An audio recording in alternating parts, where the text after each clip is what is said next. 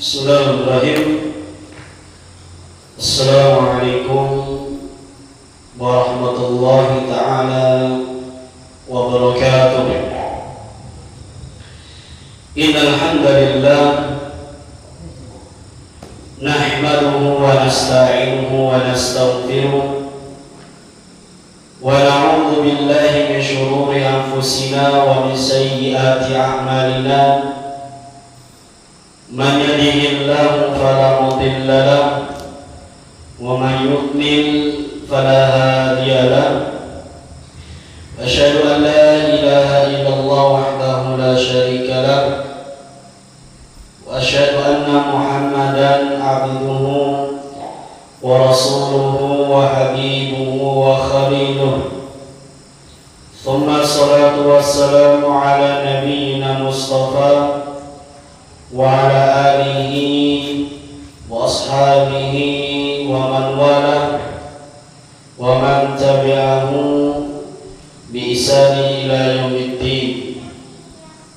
Qala Allah azza wa jalla ya ayyuhalladzina amanu taqullaha haqqa tuqatih wa la tamutunna illa wa antum muslimun.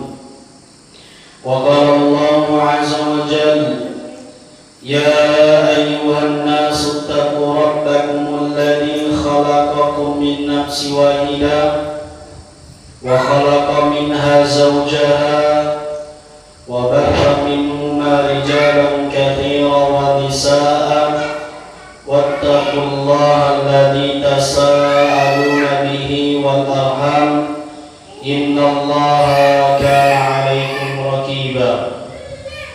وقال الله عز وجل يا أيها الذين آمنوا اتقوا الله وقولوا قولا سديدا يصلح لكم أعمالكم ويغفر لكم ذنوبكم ومن يطع الله ورسوله فقد فاز فوزا عظيما. وقال نبينا محمد صلى الله عليه وعلى آله وسلم فإن أحسن الكلام كلام الله وخير هدى هدى نبينا محمد صلى الله عليه وعلى آله وسلم وشر الأمور محدثاتها فإن كل محدثة بدعة وكل بدعة ضلالة wa kulla dhalalatin wa alihi finnar. Na'udzu minan nar. Para hadirin wa hadirat, ibu-ibu, bapak-bapak rahimana rahimakumullah. Alhamdulillah, kita bersyukur kepada Allah Azza wa Jalla yang mana pada malam hari ini Allah Azza wa Jalla masih mempertemukan kita di dalam satu majlis. Di dalamnya terdapat atau membaca ayat-ayat Allah, membaca hadis-hadis Nabi sallallahu alaihi wasallam disertai dengan bimbingan para ulama.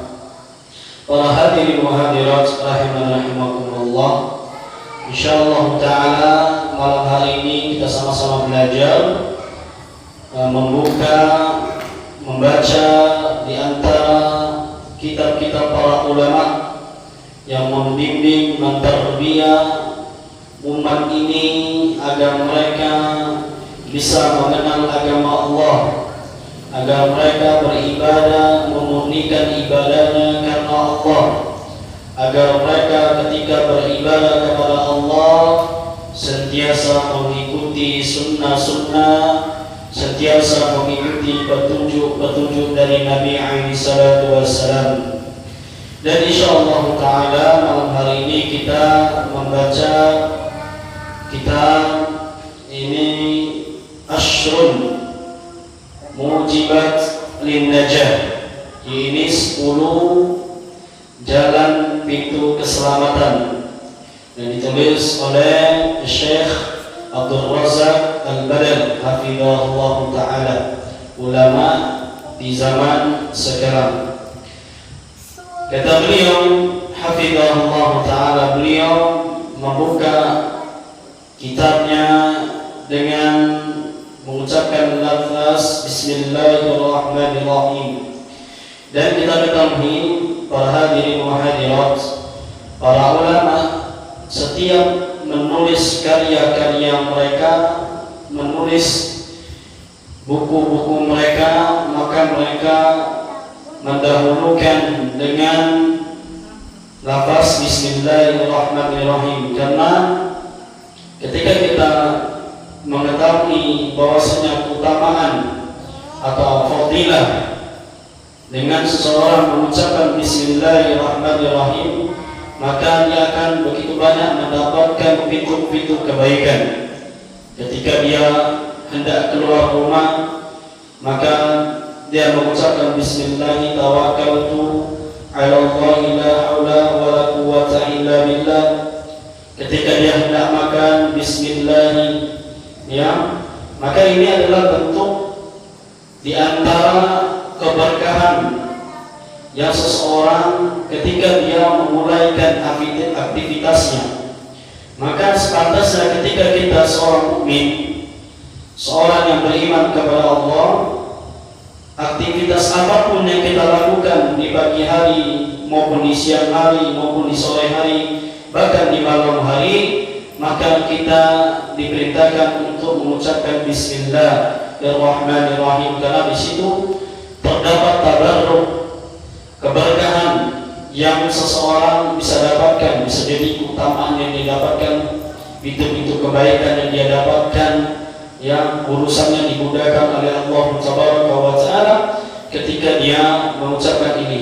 Hal demikian sama halnya ketika seseorang hendak tidur, maka dia membaca Bismillahirrahmanirrahim, Allahumma bismika Allahumma ahya wa bismika wa amut, ya, dan seterusnya, atau doa-doa yang lainnya yang diantaranya mengantarkan aktivitas di awal hari, maka kita dianjurkan untuk mengucapkan hal demikian.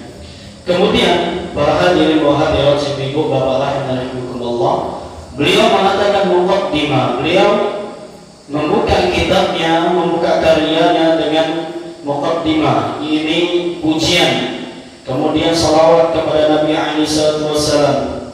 Kata beliau hafizahullah taala, beliau mengatakan alhamdulillahi rabbil alamin wassalatu wassalamu ala abdillahi wa rasulihi wa khalilihi nabiyyina Muhammadin sallallahu alaihi wasallam wa ala alihi wa ashabihi ajma'in wa man ittaba'ahum bi ihsan ila yaumiddin.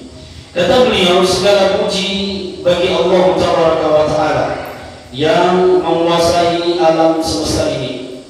Kata para ulama, alhamdulillahirabbil alamin, ini bentuk pujian ketika seseorang telah melakukan aktivitasnya, ketika seseorang dimudahkan urusannya oleh Allah Tabaraka wa Ta'ala hari ini, ketika seseorang dimudahkan kesibukan-kesibukannya dengan kebaikan yang Allah berikan, maka hendaklah seorang mengucapkan alhamdulillahirabbil alamin.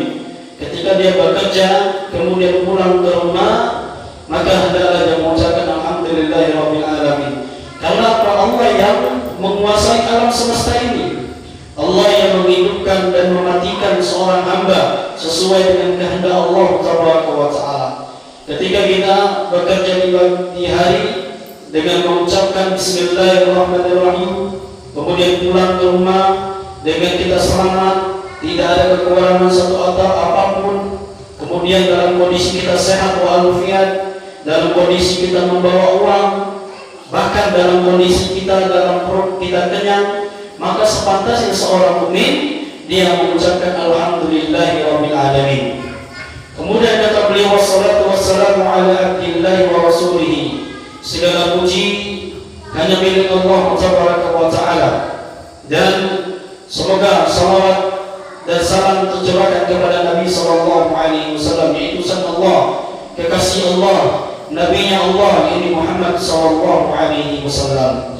Jadi kita diperintahkan setelah kita memuji Allah, menyanjung Allah, ya, mengucapkan dengan lafaz-lafaz pujian terhadap Allah, Thana'u Rabbil, ia dengan pujian sanjungan kepada Allah. Maka yang kedua kata beliau adalah seorang muslim dia senantiasa bersalawat kepada Nabi sallallahu alaihi wasallam. Tentu salawat di sini adalah salawat yang jelas diajarkan oleh Nabi sallallahu alaihi wasallam, seperti salat Ibrahimiyah. Ini yang sering dipraktekkan oleh Nabi.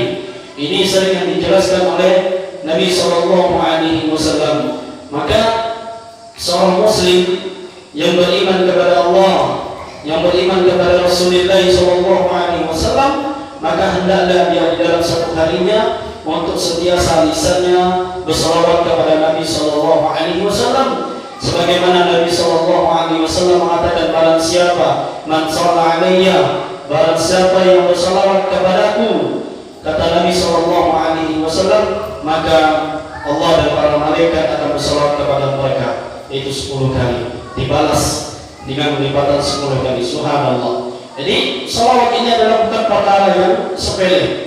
Bahkan para ulama, sebagian para ulama mengatakan bahwa salawat kepada Nabi sebagian mengatakan muakkad, ya, ditekankan, sunnah muakkad ditekankan di dalam kehidupan seorang hamba. Dan sekali lagi kita terangkan bahwasanya salawat di sini adalah salawat yang jelas dipraktekkan oleh Nabi, yaitu seperti salat Ibrahimiyah. Para hadirin wa hadirat, ibu-ibu, bapak-bapak, rahimakumullah. Kemudian kata beliau, hafizahullah, amma ba'd. Kata beliau, fa innal abda al-muwaffaqa yastahidu fi islahi nafsihi wa tazkiyatiha wa najatiha fid dunya wal akhirah min asy-syururi wal mahalaki. Kata beliau, hafizahullah ta'ala, sesungguhnya seorang hamba itu hendaklah dia bertakwa kepada Allah Tabaraka wa Ta'ala. Kata beliau, hendaklah seorang hamba, siapapun hamba itu, ya, hamba yang di sini adalah hamba yang beriman kepada Allah, ya. Adapun orang kafir, mereka tidak bertakwa kepada Allah Tabaraka wa Ta'ala. Maka sesungguhnya seorang hamba al-muwaffaq hendaklah dia untuk bertakwa kepada Allah Tabaraka wa Ta'ala. Yastahidu fi islahi nafsihi, dan dia mujahadah, bersungguh-sungguh, serius, semangat di dalam apa? Fi islahi nafsihi, di dalam memperbaiki jiwanya, di dalam membersihkan jiwanya, dan di dalam keselamatan atas jiwanya, baik itu di dunia maupun di akhirat. Minasyururi wal mahalak, dari sesuatu yang jelek dan sesuatu yang bisa menyebabkan kebinasaan kepada dirinya. Para hadirin wa hadirat, ibu bapak rahimakumullah. Para penulis hafizahullah mengatakan bahwasanya ketika seorang hamba dia hendak untuk memperbaiki islah ala nafsihi, terhadap jiwanya, bagaimana dia menjadikan jiwanya sebagai jiwa Rabbil Alamin, sebagai jiwa bahwasanya jiwa dia itu adalah berkaitan kepada Allah yang menguasai Rabbnya, maksudnya bergantung jiwanya kepada Allah Tabaraka wa Ta'ala, dan dia memperbaiki jiwanya, bagaimana jiwanya itu penuh dengan qanaah, penuh dengan tumakninah, penuh dengan kesabaran, penuh dengan ketentraman. Maka dia berusaha bersungguh-sungguh untuk memperbaiki jiwanya, ya, sebagaimana Allah Tabaraka wa Ta'ala mengatakan di dalam Al-Qur'anul Karim, ya ayyuhan nas, ya ayyuhan nas, wahai manusia, kata irji'i ila rabbiki radiyah, kembalilah kepada Rabb kalian dalam keadaan jiwa kalian itu ridho kepada Allah. Ini Allah yang mengatakan, memerintahkan seorang manusia yang beriman kepada Allah, yang beriman kepada Rasulullah sallallahu alaihi wasallam, dia diperintahkan untuk ketika dia kembali kepada Allah dalam keadaan dirinya, dalam keadaan jiwanya itu ridho terhadap apa yang Allah Taala berikan kepadanya. Kemudian wa tazkiyatiha, dan dia berusaha mujahadah di dalam membersihkan jiwanya baik itu membersihkan dari perkara-perkara dosa, membersihkan jiwanya dari perkara-perkara kesyirikan, membersihkan dirinya dari perbuatan-perbuatan yang dilanggar di dalam agama Islam. Dia berusaha mujahadah fi islahi tazkiyatiha, di dalam dia membersihkan jiwanya, tazkiyatun nafas. Maka ketika kita berbicara tentang tazkiyatun nafas, para hadirin wa hadirat ibu bapak rahimakumullah, maka itu berbicara tentang qalbu, tentang hati seorang.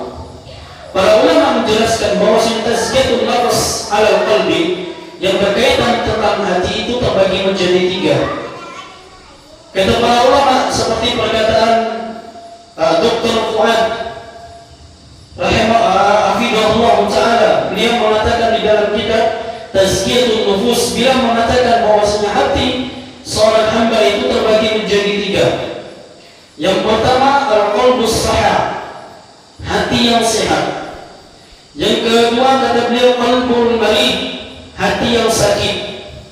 Kemudian yang ketiga kata beliau qalbul maut atau qalbul mamat, hati yang mati.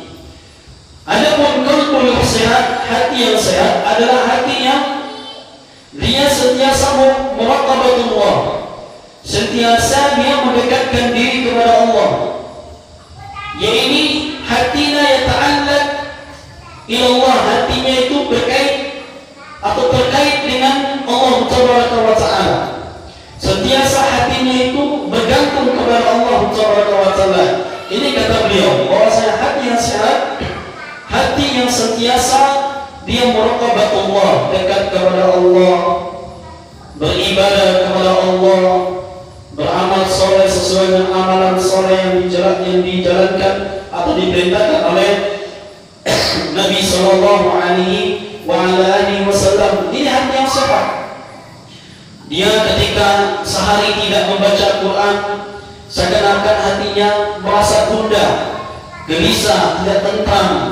Ketika dia di dalam satu hari tidak mengerjakan satu sholat sunnah, apalagi sholat wajib, seakan-akan dia melakukan dosa besar. Ini adalah bentuk hati seseorang yang Allah berikan kepadanya hati yang sehat. Ya, hatinya bergantung kepada Al-Quran, sentiasa membaca Quran. Hatinya bergantung dengan masjid, sentiasa untuk sholat berjamaah di masjid. Ya, hatinya bergantung kepada sesuatu amal soleh. Ketika dia tidak mengerjakan amal soleh itu, seakan-akan dia melakukan suatu perbuatan yang besar, pelanggaran yang sangat besar. Nah, ini adalah bentuk hati yang sehat. Ya, maka seorang yang beriman kepada Allah dan Rasulnya, maka dia lihat posisi hatinya, di bagian mana tazkiyahnya, pembersihannya. Kemudian kata beliau bahwasanya hati yang kedua adalah hati yang marid, qalbul marid.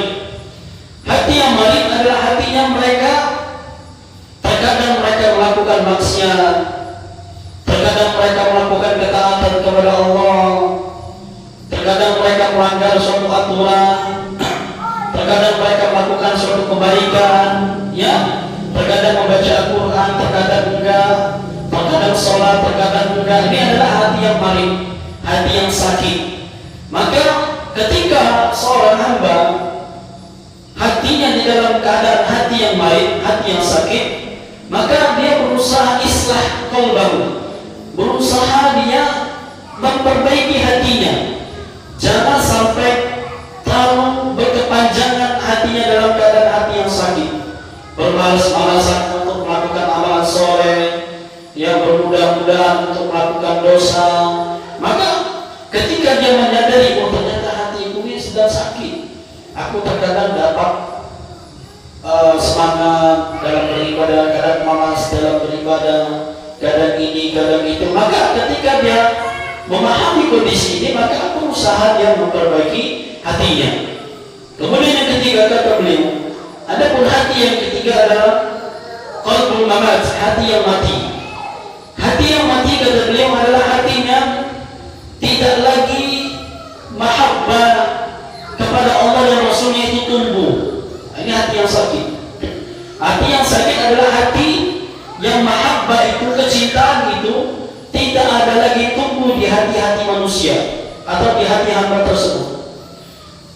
Beliau mengatakan, atau seseorang yang hati yang sakit itu mengatakan bahwa sholat itu tidak wajib, ya, bahwa puasa itu yang tidak wajib, menjalankan hukum syariat Islam itu tidak wajib. Ini pertanda hatinya sudah mati, ya, pertanda hatinya sudah mati. Tidak dia lagi menghiraukan aturan-aturan Allah, ya, tidak memperdulikan lagi syariat-syariat Islam, tidak lagi memperdulikan hukum-hukum Islam, tidak memperhatikan lagi apa yang dilanggar, apa yang dilarang oleh Allah Taala. Yang jelas perutnya kenyang hari ini, dia bisa makan hari ini, mau dapat dari mana uangnya, hartanya, yang penting dia bahagia, yang penting perutnya kenyang, yang penting kebutuhannya terpenuhi, yang penting syahwatnya terpenuhi. Maka ini adalah pertanda hati seseorang, hati mamat, hati yang telah mati. Pak, ketika hati seorang sudah mati, maka tidak ada lagi hidayah yang Allah Taala berikan kepada hamba tersebut. Hati yang mati seakan-akan hati yang tidak lagi mengenal kepada Allah. Hati yang mati adalah seakan-akan tidak mengenal lagi, tidak mau lagi memperdengarkan nasihat-nasihat Allah Taala, tidak lagi memperdengarkan telinganya dengan Al-Quranul Karim. Dan hati yang mati ini, Pak, maka adalah bisa menyebabkan seseorang untuk berpaling dari peringatan-peringatan Allah. Dan kita lihat ancaman Allah. Ketika seseorang itu berpaling dari peringatan Allah, maka Allah Taala akan melemparkan mereka ke dalam neraka Jahannam. Kata Allah Taala, "Waman a'rada an dzikri", barang siapa yang mereka berpaling dari peringatanku, kata Allah, tidak menghiraukan, tidak mempedulikan peringatanku, kata Allah, "Waman a'rada an dzikri fa inna lahu ma'isyatan danka", maka kami akan jadikan kehidupan mereka adalah kehidupan yang sempit. Kita lihat, Pak, orang yang lalai kepada Allah, orang yang tidak peduli dengan hukum Allah, tidak mempedulikan syariat-syariat Allah, kehidupannya tidak akan sempurna, Pak. Kehidupannya tidak ada ketentraman, kehidupannya tidak ada namanya sakinah, mawaddah, warahmah. Kehidupannya penuh dengan kegelisahan, kehidupannya penuh dengan kekurangan. Kenapa? Karena mereka berpaling dari peringatan Allah. Ini ancaman Allah. Ancaman Allah bagi orang yang berpaling dari peringatan Allah. Wa nahsyuruhum yaumal qiyamati a'ma. Kelak, kata Allah, pada hari kiamat nanti, orang yang berpaling dari peringatan Allah, mereka akan dikumpulkan oleh Allah dalam keadaan mereka itu buta. Na'udzubillah. Adalah ancaman dari Allah Taala. Maka di dalam ayat lain juga Allah mengatakan, "Walaqad darabna li jahannam", sungguh kami lemparkan mereka ke dalam neraka Jahannam, kata Allah. Ya, sungguh kami lemparkan mereka dari neraka Jahannam. Kenapa Allah melemparkan mereka dari neraka Jahannam? Kata Allah Taala, "Walahum qulubuhum la yafqahun", kata Allah, mereka diberi hati oleh Allah, akan tetapi hati yang mereka miliki la yafqahun, tidak mereka mempergunakan untuk mendengar ayat-ayat Allah, tidak mereka memperdulikan ayat-ayat Allah, mengabaikan peringatan-peringatan Allah. Hati mereka tidak lagi berkaitan dengan Allah Taala. Nah, ini Allah yang mengatakan orang yang seperti ini adalah orang yang kelak mereka walaqad darabna li jahannam, kelak mereka nanti di akhirat Allah lemparkan mereka ke dalam neraka Jahannam. Itu mereka punya hati, akan tetapi hati mereka tidak memperdulikan ayat-ayat Allah.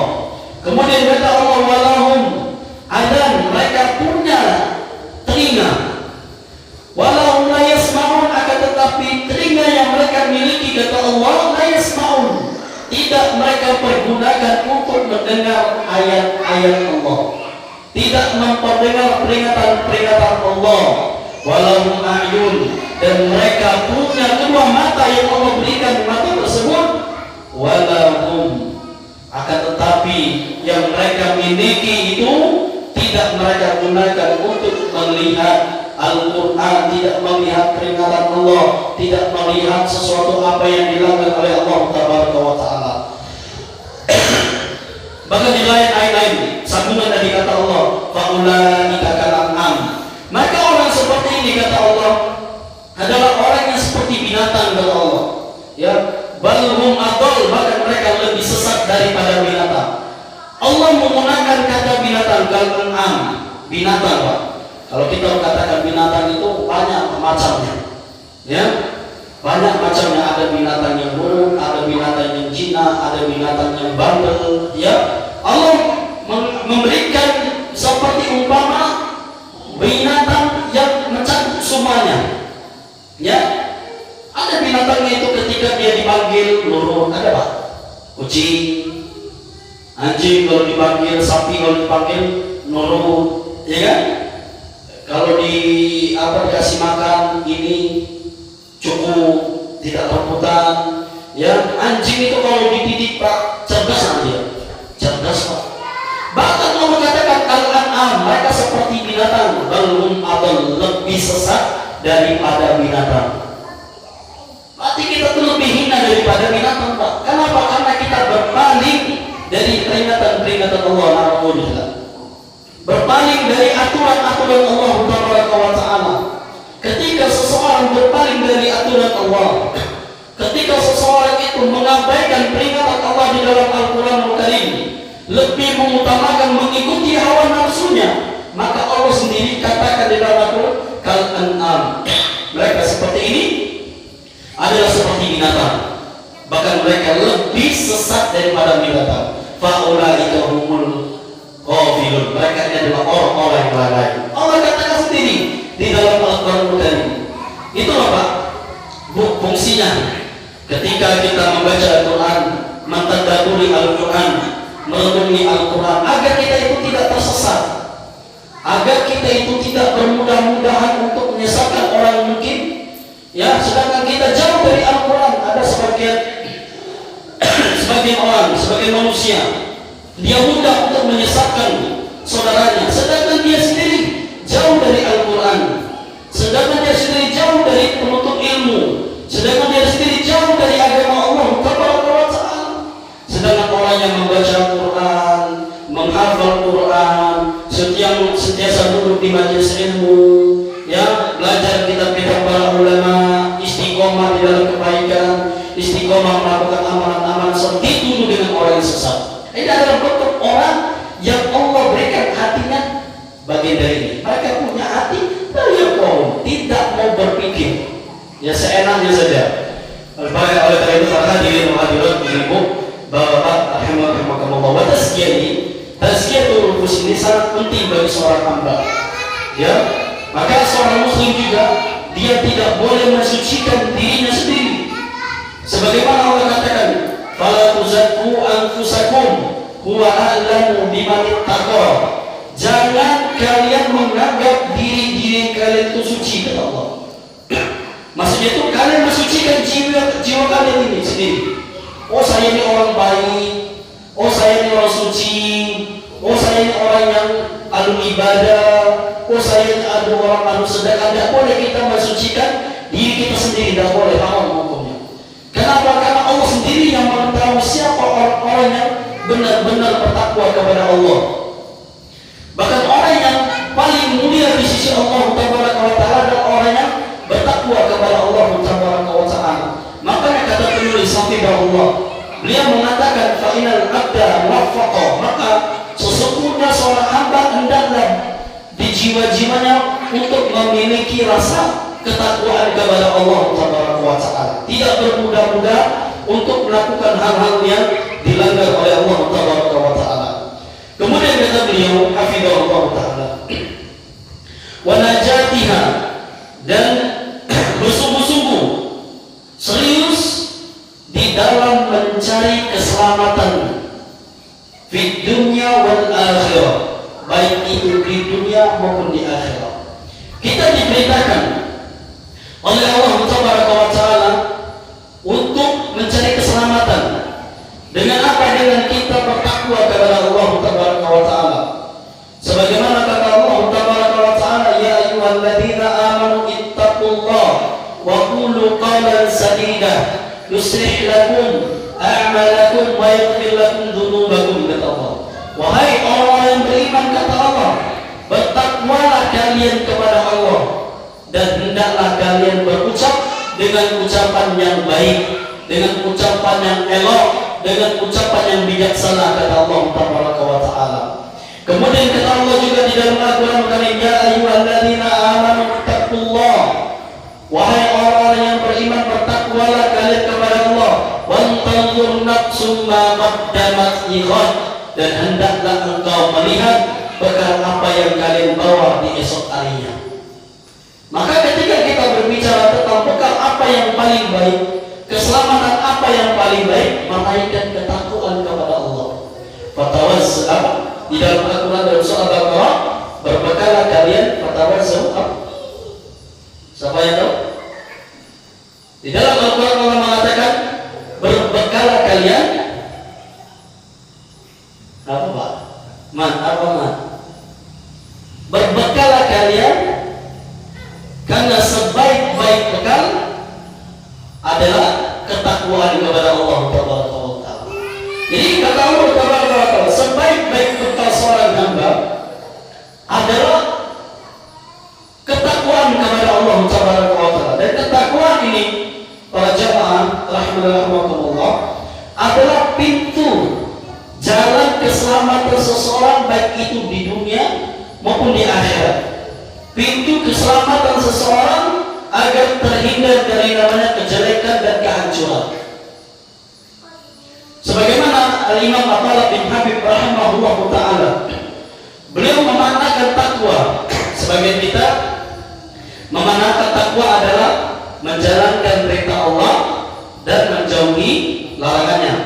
Sebagaimana ulama mengatakan, makna takwa seperti perkataan Attalib bin Habib rahimahullah, takwa itu adalah antamala bi taatillah ala minallah wa tarju sawaballah. Takwa itu, kata beliau, adalah engkau melakukan sebuah ketaatan, sebuah amalan soleh di atas petunjuk Al-Quran dan Sunnah, dan engkau melakukan amalan soleh ini wa tarju sawaballah, semata-mata mengharapkan pahala dari Allah.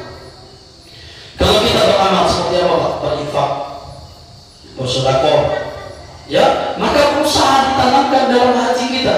Kita melakukan amalan ini semata-mata untuk mengharapkan pahala dari Allah, dilandasi dengan apa? Al-Quran dan Sunnah. Maka insya Allah ketika kita melakukan amalan soleh ini di atas ini semua, insya Allah akan diterima amalan kita, Pak.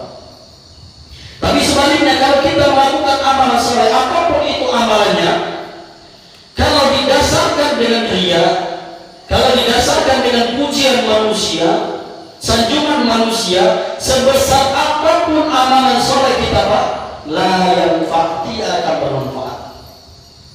Tidak akan bermanfaat. Makanya Allah katakan dalam Al-Quranul Karim, bahwasanya kelak di akhirat nanti manusia akan ditampakkan amalan-amalan mereka, yang puasa, yang haji, yang umroh, yang sedekah, yang tahajud, yang duha, ya, yang amal ma'ruf nahi munkar, ditampakkan oleh Allah semuanya nanti di padang mahsyar. Ternyata di ujung ayat Allah katakan, faja'alnahu aba'an manthura. Ternyata amalan-amalan yang mereka kerjakan semata di dunia ini, faja'alnahu aba'an manthura, ternyata seperti debu-debu yang berterbangan.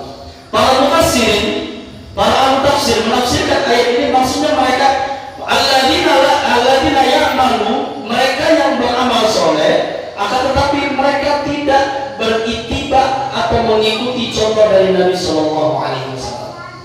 Atau mereka yang sahur, mereka beramal soleh, ingin mendapatkan pujian, ingin mendapatkan sanjungan manusia. makruh. Ya, ini perkataan dari para ulama, Pak. Para ulama menafsirkan ayat ini, faja'alna mab'amatan, seperti debu-debu yang berterbangan. Maksudnya amalan segunung yang mereka kerjakan, amalan seluas mereka yang mereka jalani, ternyata tidak bermanfaat.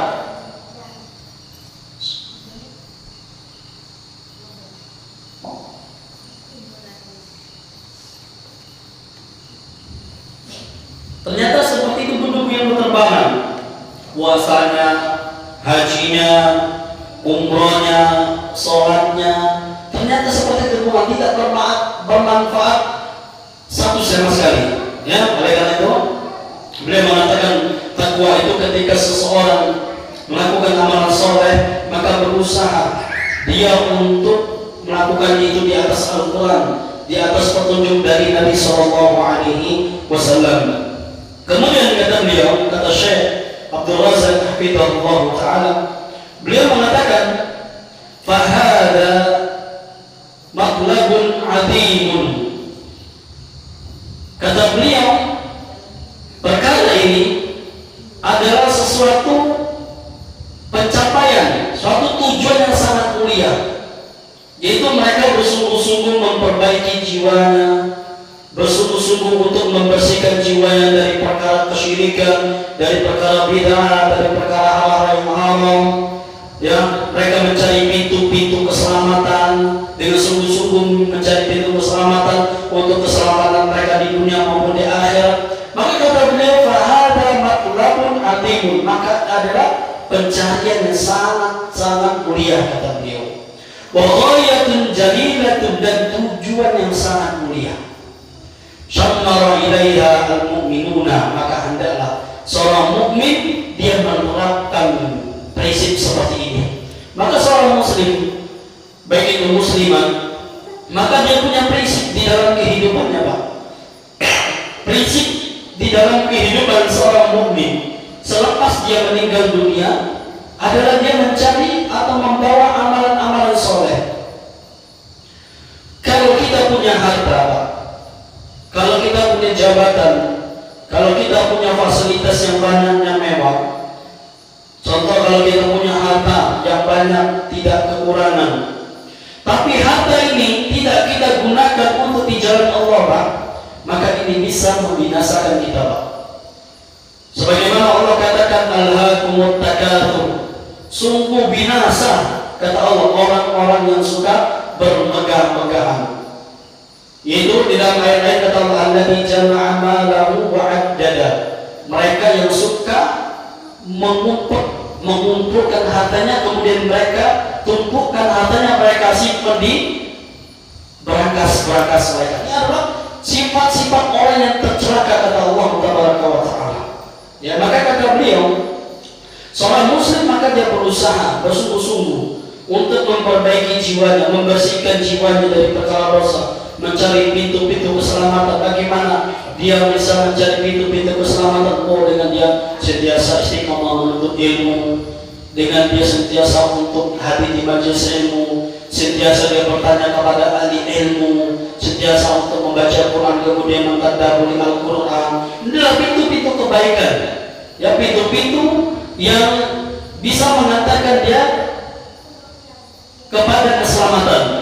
Kemudian kata beliau, wasyaghala bi ahlahum atafakkuru fi amri najatihim, maka hendaklah seseorang itu mereka sibuk dengan memikirkan perkara bagaimana dia bisa mencari pintu-pintu keselamatan untuk dirinya. Maka seorang muslim diperintahkan untuk sibuk dalam mencari perkara-perkara, berpikir keras bagaimana dia bisa selamat di dunia maupun di akhirat, terutama perkara akhirat, bagaimana dia berpikir bisa selamat dari kejamnya, perihnya, sedihnya di dalam menjalani kehidupan di akhirat nanti, yang di padang mahsyar, yaumul mizan, yang lebih parah di alam barzah, seseorang itu disiksa, kuburannya disempitkan, yang diberikan sesuatu yang tidak mengenakan ketika orang-orang yang di dalamnya adalah orang-orang ahlul maksiat umpamanya. Maka orang yang masih hidup yang Allah berikan umur, maka dia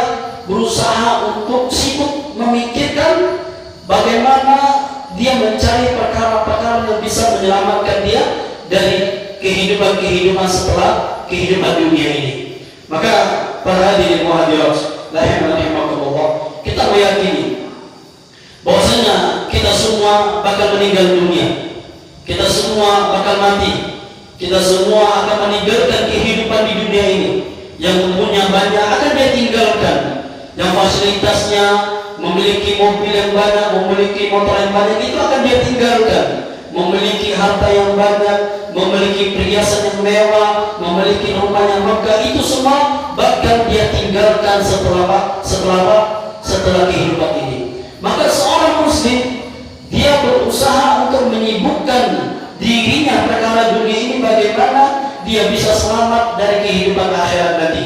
Ya, maka berusaha untuk mencari jalan-jalan, pintu-pintu keselamatan agar kita selamat, karena kehidupan dunia hanya sementara, sedangkan kehidupan akhirat adalah kehidupan yang kekal.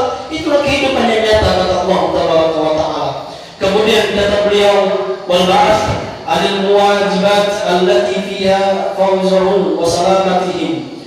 Maka dia berusaha bersungguh-sungguh termotivasi tentang atau dari perkara-perkara yang wajib atas dirinya agar dia selamat dan termasuk orang yang beruntung nanti. Hatta inna hada alhamma wa radda ala khair hadihi a'immata ba'dan nabi. Dan pola pikir seperti ini, prinsip seperti ini, mindset seperti ini adalah mindset atau pola pikirnya orang-orang yang terbaik setelah Nabi siapa? Orang-orang yang terbaik setelah Nabi siapa? Wa humul khulafa'u at-thalathatuna awalid radhiyallahu anhum. Mereka adalah para nabi. Pola pikir para nabi seperti ini, Pak. Ya, pola pikir kehidupan sahabat-sahabat Nabi seperti ini. Ternyata mereka berusaha untuk memperbaiki jiwa-jiwa mereka, membersihkan jiwa-jiwa, mencari pintu-pintu keselamatan atas diri mereka. Ini pola pikir para sahabat Nabi. Sedangkan kita ketahui, Pak, 10 sahabat Nabi, mereka dijamin dimasukkan oleh Allah ke dalam surga tanpa adab, tanpa hisab. Tapi kehidupan mereka dipenuhi dengan pemikiran-pemikiran seperti ini. Mereka sibuk dengan memikirkan jiwa mereka. Mereka sibuk untuk memperbaiki jiwa-jiwa mereka. Mereka sibuk untuk mencari keselamatan atas diri mereka, agar mereka ketika setelah kehidupan ini mereka mengetahui bahwa kehidupan setelah ini kehidupan yang panjang, perjalanan yang panjang untuk bisa menembus surganya Allah Tabaraka wa Ta'ala. Allah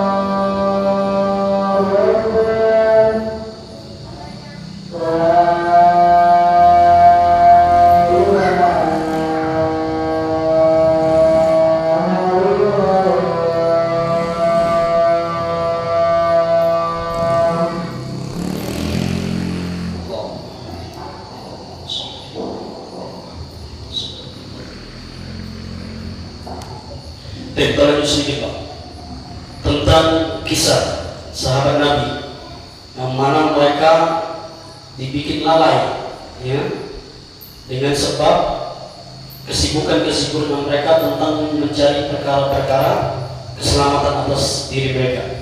Ini kita mengambil satu kisah. Kata beliau mengambil satu kisah tentang Fa'an Uthman bin Affan radhiyallahu ta'ala anhu.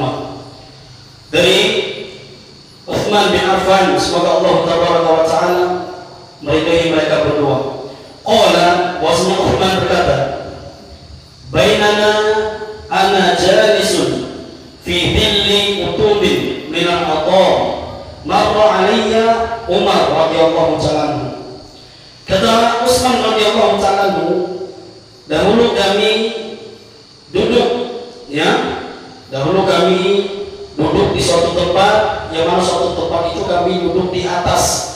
Kebiasaan orang Arab terdahulu Pak, mereka kan rumah-rumah mereka kan segi empat, ya, zaman-zaman Arab dahulu rumah-rumah mereka itu segi empat. Nah, ini kebiasaan orang-orang Arab terdahulu, mereka mungkin di pagi hari, di siang hari mereka duduk di atas itu, ya, tempat-tempat seperti itu. Kemudian ketika Utsman duduk di suatu tempat yang tinggi, marra alayya Umar. Suatu itu Umar lewat di depan, atau ya di depan Ali radhiyallahu, di depan Utsman radhiyallahu ta'ala. Ya, Umar melewati Utsman, ya. Kemudian fasallama alaiha, kemudian Umar memberi salam kepada Utsman. Kemudian falam ash'ur annahu marra salam. Kemudian Utsman menyangka bahwasanya dia tidak merasakan bahwasanya Umar melewati Utsman dan tidak memberi salam kepada Utsman. Paham Pak? Ya, jadi Utsman duduk satu tempat, kemudian Umar lewat, ya, kemudian Umar lewat. Kemudian Umar ini memberi salam kepada siapa? Kepada Utsman radhiyallahu anhu. Kemudian ternyata salamnya Umar ini tidak didengar oleh siapa? Utsman. Dia tidak merasa bahwasanya Umar ini lewat depan dia, dan dia tidak merasa bahwasanya Umar ini memberi salam kepada Utsman. Fantolaka Umar, kemudian Umar ketika sudah memberi salam tidak disahut oleh Utsman, ya, tidak kalau bahasa kita itu tidak ditoleh, ya, tidak ditanggapi oleh Utsman radhiyallahu ta'ala. Kemudian hatta dakhala ala Abi Bakr radhiyallahu ta'ala. Kemudian Umar datang kepada siapa? Kepada Abi Bakar, ya, kepada Abu Bakar, masuk ke rumahnya Abu Bakar. Faqala, kemudian Umar berkata kepada siapa? Kepada Abu Bakar radhiyallahu ta'ala, ma yujibuka anni marartu ala Uthman fasalamtu alaihi falam yuraddu alaihi assalam. Sungguh menakjubkan, kata Umar, wahai Abu Bakar, sungguh menakjubkan sekali. Sungguh tadi aku lewat di depannya Utsman, kata siapa? Kata siapa? Kata Umar, wahai Abu Bakar, ya sungguh menakjubkan sekali. Tadi aku lewat depannya Utsman, kemudian aku memberi salam kepada siapa? Kepada Utsman. Falam yuradda alaihi salam, kemudian dia tidak memberikan balasan salam kepada saya. Siapa kata tadi? Umar. Kemudian fa'aqbalahu wa Abu Bakar fi wilayati Abi Bakar radhiyallahu ta'ala. Kemudian Umar dan Abu Bakar mengunjungi siapa? Mendatangi siapa? Utsman. Pada itu pada masa khalifahnya Abu Bakar. Ya, pada saat itu adalah pada khalifahnya Abu Bakar radhiyallahu ta'ala. Hatta salamna alayya jami'an, sampai kami berdua ini, kata siapa? Umar dan Abu Bakar memberi salam kepada mereka, kepada siapa? Kepada Utsman. Thumma qala Abu Bakar, kemudian berkata Abu Bakar radhiyallahu ta'ala, ja'ani akhuka Umar fadakara annahu marra alayka fasallama falam taradda alayhi assalam faman ladhi hamalaka ala dhalik. Kemudian apa kata Abu Bakar? Wahai Utsman, sungguh kami ini telah datang dan saudaramu juga telah datang ya Umar. Fadzakara annahu marra, bahwasanya Umar menceritakan kepadaku dia tadi lewat depanmu. Kata siapa? Abu Bakar. Ya, kata Abu Bakar, wahai Umar, ya tadi kami beri salam. Kemudian saudaramu ini siapa? Umar lewat depanmu tadi. Ya, kemudian dia ceritakan kepadaku. Kata siapa? Abu Bakar, ceritakan kepadaku kejadiannya lewat depanmu. Kemudian Umar memberi salam, akan tetapi salamnya Umar ini falam tarudda alaiya, ternyata kamu tidak memberikan balikan atau membalas salamnya Umar. Faman ladzi hamalaka ala dzalik, apa yang terjadi denganmu saat ini? Kata siapa?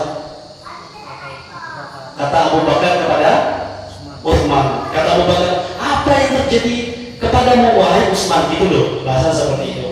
Fakultu, maka Utsman berkata, wallahi kata Utsman, ma sya'artu annaka maratta bi wala salamta. Kata Utsman radhiyallahu, demi Allah, aku tidak merasakan bahwasannya Umar telah melewati depanku. Kata siapa? Utsman. Wala salamta, dan demi Allah bahwasanya Umar tidak memberi salam kepadaku. Kata siapa? Kata Utsman. Qala Abu Bakar, kemudian berkata Abu Bakar radhiyallahu ta'ala anhu, sadaq Utsman, sadaq Utsman, telah benar Utsman. Wa qad syaghalaka an dzalika amrun, sungguh telah benar Umar. Ya, jadi Abu Bakar membela Utsman, ya. Sungguh telah benar Utsman. Sungguh Utsman telah disibukkan dari perkara-perkara tentang keselamatan atas dirinya. Fakultu, kemudian sahabat Utsman berkata, ajal, tentu. Qala ma huwa, apa itu? Kata Abu Bakar. Faqala Utsman, berkata Utsman radhiyallahu ta'ala anhu, tawaffallahu azza wa jalla nabiyahu sallallahu alaihi wasallam qabla an nas'alahu an najati hadzal amr. Apa kata Utsman radhiyallahu ta'ala anhu? Demi Allah, apa kata Utsman radhiyallahu ta'ala anhu, sungguh Allah telah mewafatkan nabinya siapa? Muhammad sallallahu alaihi wasallam sebelum aku bertanya kepada Nabi tentang perkara hal-hal yang bisa menyelamatkan dari perkara yang bisa membinasakan diriku. Perhatikan, ya. Ternyata Utsman dia sibuk dengan perkara yang belum dia tanyakan kepada Rasulullah tentang perkara yang bisa menyelamatkan dia. Padahal kita katakan tadi bahwasanya 10 sahabat Nabi telah dijamin masuk surga. Akan tetapi Utsman masih disibukkan dengan perkara ini, mencari pintu-pintu keselamatan, sampai-sampai ketika Umar lewat depan dia, memberi salam kepada dia, dia mengatakan, aku tidak merasakannya, bahwasanya Umar memberi ini, mengatakan ini, lewat depan ini, saking sibuknya siapa? Utsman. Lihat Pak, ini pola pikir sahabat Nabi. Mereka sibuk dengan pola pikir tentang akhirat mereka, keselamatan mereka, tentang kehidupan akhirat nanti. Mereka tidak memikirkan kehidupan dunia. Kita lihat Utsman radhiyallahu ta'ala. Utsman adalah orang yang terkaya pada zaman sekarang. Kita lihat di Arab Saudi, Hotel Utsmania, Bank Utsmania, Sumur Utsmania, Kebun Utsmania, peninggalan Utsman semua. Kemudian siapa yang memberikan harta yang terbaik ketika di perang Badar? Utsman. Menghabiskan hartanya untuk keperluan perang Badar saja. Ini pola pikir sahabat Nabi SAW. Pola pikir sahabat Nabi adalah prioritas mereka adalah kehidupan akhirat. Prioritas mereka adalah tentang kehidupan bagaimana mereka bisa mencapai kehidupan di akhirat nanti dengan kehidupannya kebahagiaan. Oleh karena itu Pak, ini bisa yang dijelaskan oleh beliau, yang diriwayatkan oleh Abu Dawud di dalam Musnad Imam Ahmad, yang Imam Muslim menjadikan hadis ini sahih. Panjang lagi nih cerita, nanti insyaallah kita akan sambung pertemuan yang akan datang. Ini bisa memotivasi kita, Pak.